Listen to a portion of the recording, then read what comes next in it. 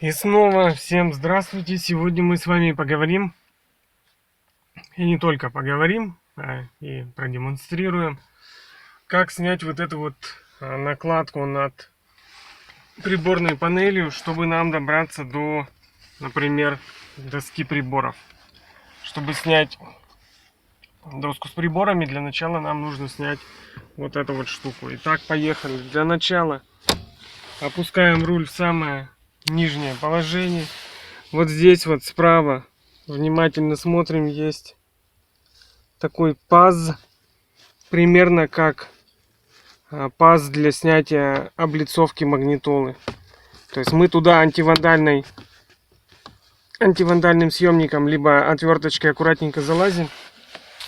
У нас вот так вот сдергивается, и мы по периметру против часовой стрелки начинаем весь процесс съема. Тянуть вот эту панель здесь надо, естественно, на себя. А вот здесь, так сказать, под лобовым стеклом ее надо тянуть вверх.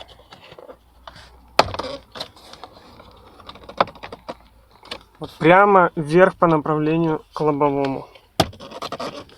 Вот здесь, кстати, не забываем, что у нас есть разъем с проводами. Разъем тоже отсоединяем. И идем вот так вот по периметру. Против часовой стрелки. Аккуратно снимаем. Снимаем и снимаем. Сейчас я здесь двумя руками разъем отсоединю и продемонстрирую. Все, разъем отсоединил. И вот посмотрите, как здесь сделан крепеж. То есть из увиденного сразу становится понятно, что нужно эту панель поднимать именно вверх. Ну и вот так вот заканчиваем мы периметр против часовой стрелки.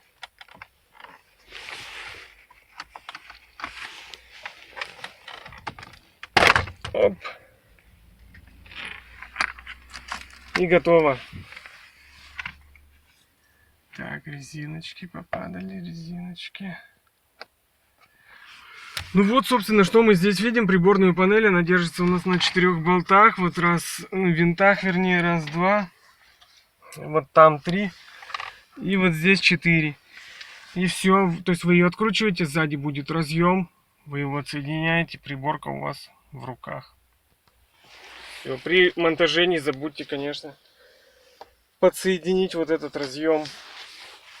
И еще раз предупреждаю, приборную панель нельзя отключать от разъема раньше, чем через 16 минут после того, как вы выключили зажигание.